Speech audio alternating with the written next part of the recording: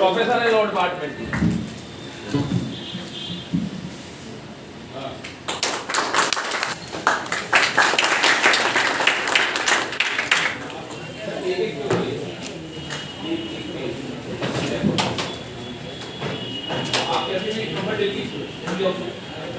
अगर आपका बच्चा 12वीं में बायो ले रखी तो कुछ नहीं, डी फार्मेसी करा, उसमें 2 साल के बाद एक लाइसेंस मिलता है।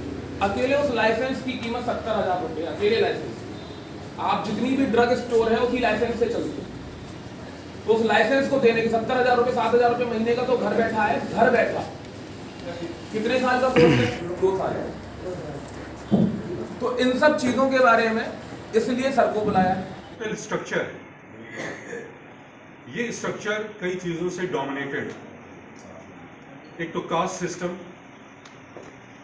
हर आदमी ये चाहता है कि मैं अपने ही परिवार का रोजगार को चलाऊं, जो उनके परिवार से जो जुड़ा हुआ है, जो उनके परिवार का खानदानी काम है, वो उससे हटना नहीं चाह रहा, और परिवार बढ़ता चला जा रहा है और वो उसी में एकजुट होकर काम कर रहे हैं, जिससे उनको लाभ नहीं हो रहा।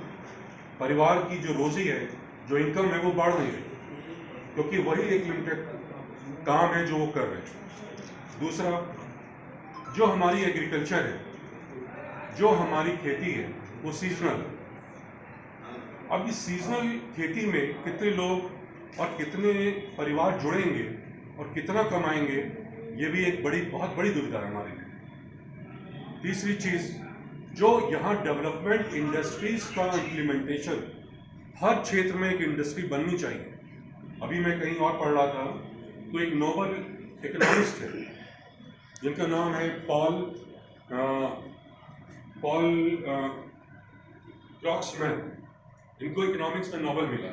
उन्होंने भारत के लिए चिंता क्या जताई कि उन्होंने कहा कि हमारी जो आबादी, वो तमाम कंट्रीज में, जो तमाम कंट्री है हमारे वर्ल्ड की, उन कंट्रीज में सबसे ज्यादा पॉपुलेशन है 50 से 60 करोड़ हमारे 25 से 30 साल की उम्र के लोग।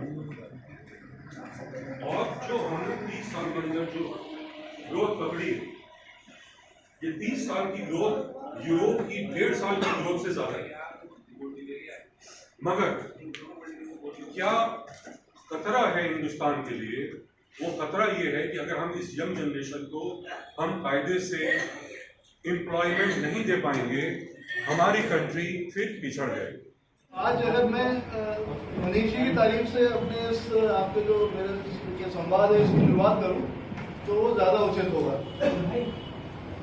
मनीष जी से संपर्क तो बहुत समय से है, जब शायद मनीष जी और हमेशा मनीष जी के साथ एक अच्छी चीज़ ये है कि वो हमेशा से इतने ही एक्टिव रहे हैं लोगों के साथ संबंध स्थापित करने में और अपने करियर को लगातार एक दिशा देने में। रोजगार मेले का आयोजन हरदोगंज में हुआ है। इसमें मेनली जो जॉब्स हैं वो स्कूलिंग की हैं, बैंकिंग की हैं। बैंकिंग में जैसे HDFC हुआ, एक्सिस हुआ, और सरकारी बैंकों में बैंक मित्र हुए। इसके अलावा हॉस्पिटल की जॉब जैसे ANM, GNM।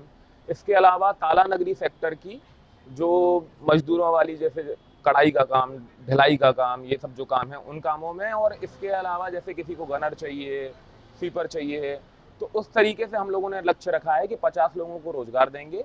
और ये प्रोग्राम हर 6 महीने में होगा इसका आयोजन। और अगली बार लक्ष्य जो रखा है वो 100 लोगों को रोजगार देने का लक्ष्य रखा है। अच्छा, जैसे आप 6 महीने बता रहे हैं, वो कुछ ज़्यादा नहीं है, क्योंकि इस तरीके के प्रोग्राम तो हर महीने होने चाहिए था।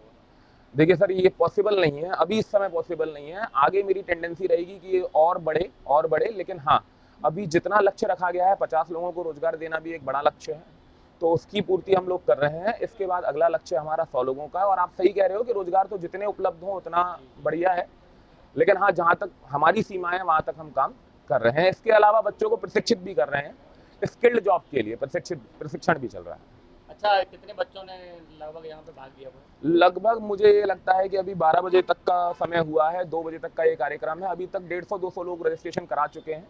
तो जहाँ तक मेरा अंदाजा है कि पूरे दिन में 500 के आसपास रजिस्ट्रेशन इसमें होंगे। अच्छा, कौन सी संस्था करा रही है इसे श्री भगवान दास हॉस्पिटल और अवंती, जो दोनों मेरे ही प्रोप्राइटरशिप में है। तो आप ये कह सकते हैं कि श्री भगवान दास हॉस्पिटल और अवंती इसे करा रहा है।